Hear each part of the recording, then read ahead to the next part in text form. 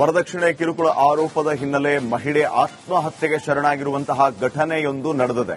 ಮದುವೆಯಾಗಿ 2 ವರ್ಷಕ್ಕೆ ಆತ್ಮಹತ್ಯೆಗೆ ಶರಣಾಗಿರೋದು. ಈಗ ಆತ್ಮಹತ್ಯೆಯ ಹಿನ್ನೆಲೆ ವರದಕ್ಷಿಣೆ ಕಿರುಕುಳದ ಆರೋಪ ಕೇಳಿ ಬರ್ತಾ ಇದೆ. ನೇಣು ಬಿಗಿದ ಸ್ಥಿತಿಯಲ್ಲಿ ಕೀರ್ತಿ ಎಂಬಾಕೆ ಪತ್ತೆಯಾಗಿರೋದು.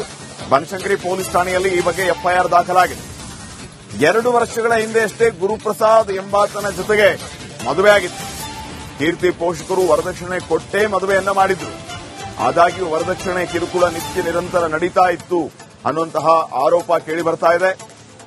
ಪರಿಣಾಮ ಕೀರ್ತಿ ಎಂಬಾಕೆ ಮಹಿಳೆ ಆತ್ಮಹತ್ಯೆಗೆ ಶರಣಾಗಿರುವುದು. ನೇಣು ಬಿಗಿದ ಸ್ಥಿತಿಯಲ್ಲಿ ಕೀರ್ತಿ ಶವ ಪತ್ತೆಯಾಗಿದೆ. ಬನಶಂಕರಿ ಪೊಲೀಸ್ ಠಾಣೆಯಲ್ಲಿ ಈ ಬಗ್ಗೆ ಎಫ್ಐಆರ್ ದಾಖಲಾಗಿದೆ.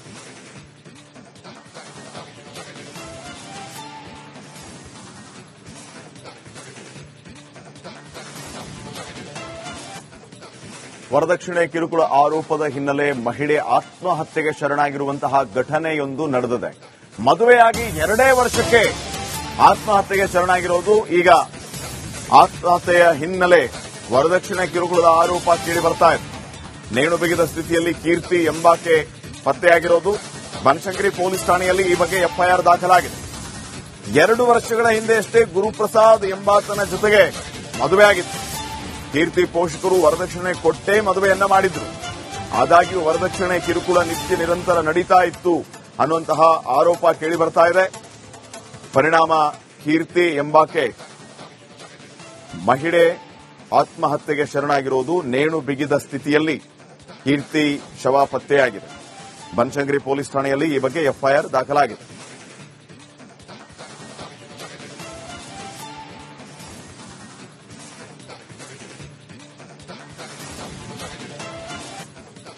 ವರದಕ್ಷಿಣೆ ಕಿರುಕುಳ ಆರೋಪದ ಹಿನ್ನೆಲೆ ಮಹಿಳೆ ಆತ್ಮಹತ್ಯೆಗೆ ಶರಣಾಗಿರುವಂತಹ ಘಟನೆಯೊಂದು ನಡೆದಿದೆ.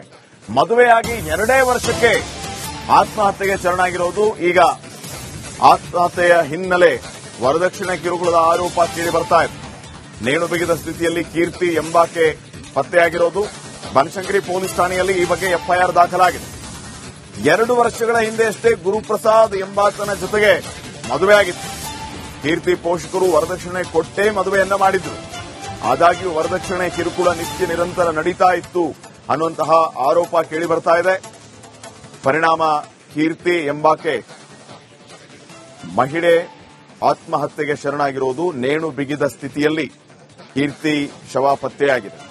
ಬನಶಂಕರಿ ಪೊಲೀಸ್ ಠಾಣೆಯಲ್ಲಿ ಈ ಬಗ್ಗೆ ಎಫ್ಐಆರ್ ದಾಖಲಾಗಿದೆ.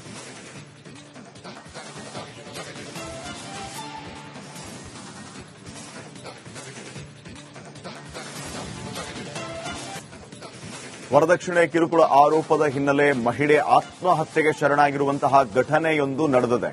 ಮದುವೆಯಾಗಿ 2 ವರ್ಷಕ್ಕೆ ಆತ್ಮಹತ್ಯೆಗೆ ಶರಣಾಗಿರೋದು. ಈಗ ಆತ್ಮಹತ್ಯೆಯ ಹಿನ್ನೆಲೆ ವರದಕ್ಷಿಣೆ ಕಿರುಕುಳದ ಆರೋಪ ಕೇಳಿ ಬರ್ತಾ ಇದೆ. ನೇಣು ಬಿಗಿದ ಸ್ಥಿತಿಯಲ್ಲಿ ಕೀರ್ತಿ ಎಂಬಾಕೆ ಪತ್ತೆಯಾಗಿರೋದು. ಬನಶಂಕರಿ ಪೊಲೀಸ್ ಠಾಣೆಯಲ್ಲಿ ಈ ಬಗ್ಗೆ ಎಫ್ಐಆರ್ ದಾಖಲಾಗಿದೆ. 2 ವರ್ಷಗಳ ಹಿಂದೆಯಷ್ಟೇ ಗುರುಪ್ರಸಾದ್ ಎಂಬಾತನ ಜೊತೆಗೆ ಮದುವೆಯಾಗಿತ್ತು.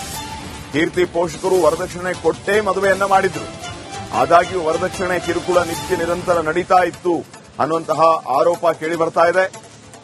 ಪರಿಣಾಮ ಕೀರ್ತಿ ಎಂಬಾಕೆ ಮಹಿಳೆ ಆತ್ಮಹತ್ಯೆಗೆ ಶರಣಾಗಿರೋದು. ನೇಣು ಬಿಗಿದ ಸ್ಥಿತಿಯಲ್ಲಿ ಕೀರ್ತಿ ಶವ ಪತ್ತೆಯಾಗಿದೆ. ಬನಶಂಕರಿ ಪೊಲೀಸ್ ಠಾಣೆಯಲ್ಲಿ ಈ ಬಗ್ಗೆ ಎಫ್ಐಆರ್ ದಾಖಲಾಗಿದೆ.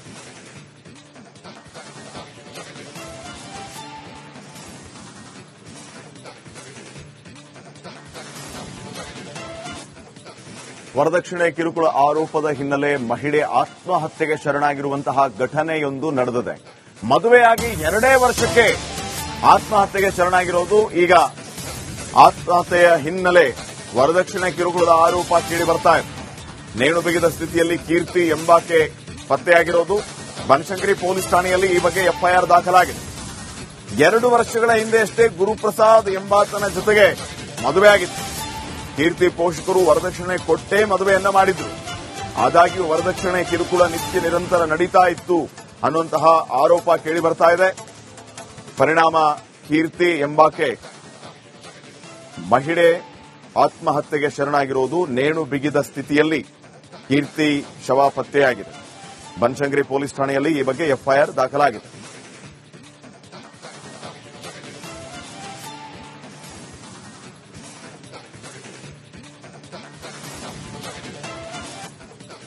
ವರದಕ್ಷಿಣೆ ಕಿರುಕುಳ ಆರೋಪದ ಹಿನ್ನೆಲೆ ಮಹಿಳೆ ಆತ್ಮಹತ್ಯೆಗೆ ಶರಣಾಗಿರುವಂತಹ ಘಟನೆಯೊಂದು ನಡೆದಿದೆ. ಮದುವೆಯಾಗಿ 2 ವರ್ಷಕ್ಕೆ ಆತ್ಮಹತ್ಯೆಗೆ ಶರಣಾಗಿರೋದು. ಈಗ ಆತ್ಮಹತ್ಯೆಯ ಹಿನ್ನೆಲೆ ವರದಕ್ಷಿಣೆ ಕಿರುಕುಳದ ಆರೋಪ ಕೇಳಿ ಬರ್ತಾ ಇದೆ. ನೇಣು ಬಿಗಿದ ಸ್ಥಿತಿಯಲ್ಲಿ ಕೀರ್ತಿ ಎಂಬಾಕೆ ಪತ್ತೆಯಾಗಿರೋದು. ಬನಶಂಕರಿ ಪೊಲೀಸ್ ಠಾಣೆಯಲ್ಲಿ ಈ ಬಗ್ಗೆ ಎಫ್ಐಆರ್ ದಾಖಲಾಗಿದೆ. 2 ವರ್ಷಗಳ ಹಿಂದೆಯಷ್ಟೇ ಗುರುಪ್ರಸಾದ್ ಎಂಬಾತನ ಜೊತೆಗೆ ಮದುವೆಯಾಗಿತ್ತು. ಕೀರ್ತಿ ಪೋಷಕರು ವರದಕ್ಷಿಣೆ ಕೊಟ್ಟೇ ಮದುವೆಯನ್ನ ಮಾಡಿದ್ರು. ಆದಾಗ್ಯೂ ವರದಕ್ಷಿಣೆ ಕಿರುಕುಳ ನಿತ್ಯ ನಿರಂತರ ನಡೀತಾ ಇತ್ತು ಅನ್ನುವಂತಹ ಆರೋಪ ಕೇಳಿ ಬರ್ತಾ ಇದೆ. ಪರಿಣಾಮ ಕೀರ್ತಿ ಎಂಬಾಕೆ ಮಹಿಳೆ ಆತ್ಮಹತ್ಯೆಗೆ ಶರಣಾಗಿರೋದು. ನೇಣು ಬಿಗಿದ ಸ್ಥಿತಿಯಲ್ಲಿ ಕೀರ್ತಿ ಶವ ಪತ್ತೆಯಾಗಿದೆ. ಬನಶಂಕರಿ ಪೊಲೀಸ್ ಠಾಣೆಯಲ್ಲಿ ಈ ಬಗ್ಗೆ ಎಫ್ಐಆರ್ ದಾಖಲಾಗಿದೆ.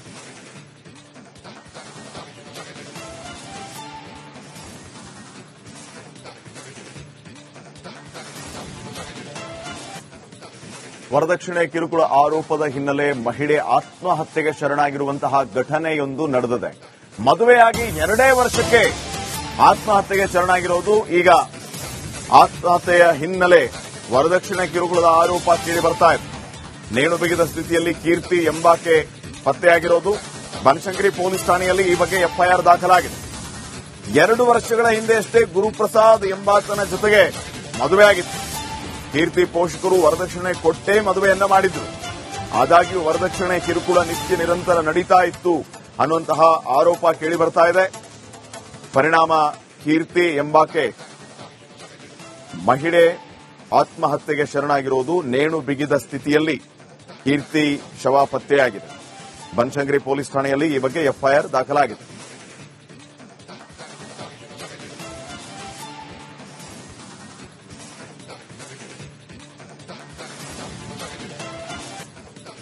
ವರದಕ್ಷಿಣೆ ಕಿರುಕುಳ ಆರೋಪದ ಹಿನ್ನೆಲೆ ಮಹಿಳೆ ಆತ್ಮಹತ್ಯೆಗೆ ಶರಣಾಗಿರುವಂತಹ ಘಟನೆಯೊಂದು ನಡೆದಿದೆ. ಮದುವೆಯಾಗಿ 2 ವರ್ಷಕ್ಕೆ ಆತ್ಮಹತ್ಯೆಗೆ ಶರಣಾಗಿರೋದು. ಈಗ ಆತ್ಮಹತ್ಯೆಯ ಹಿನ್ನೆಲೆ ವರದಕ್ಷಿಣೆ ಕಿರುಕುಳದ ಆರೋಪ ಕೇಳಿ ಬರ್ತಾ ಇದೆ. ನೇಣು ಬಿಗಿದ ಸ್ಥಿತಿಯಲ್ಲಿ ಕೀರ್ತಿ ಎಂಬಾಕೆ ಪತ್ತೆಯಾಗಿರೋದು. ಬನಶಂಕರಿ ಪೊಲೀಸ್ ಠಾಣೆಯಲ್ಲಿ ಈ ಬಗ್ಗೆ ಎಫ್ಐಆರ್ ದಾಖಲಾಗಿದೆ. 2 ವರ್ಷಗಳ ಹಿಂದೆಯಷ್ಟೇ ಗುರುಪ್ರಸಾದ್ ಎಂಬಾತನ ಜೊತೆಗೆ ಮದುವೆಯಾಗಿತ್ತು. ಕೀರ್ತಿ ಪೋಷಕರು ವರದಕ್ಷಿಣೆ ಕೊಟ್ಟೇ ಮದುವೆಯನ್ನ ಮಾಡಿದ್ರು.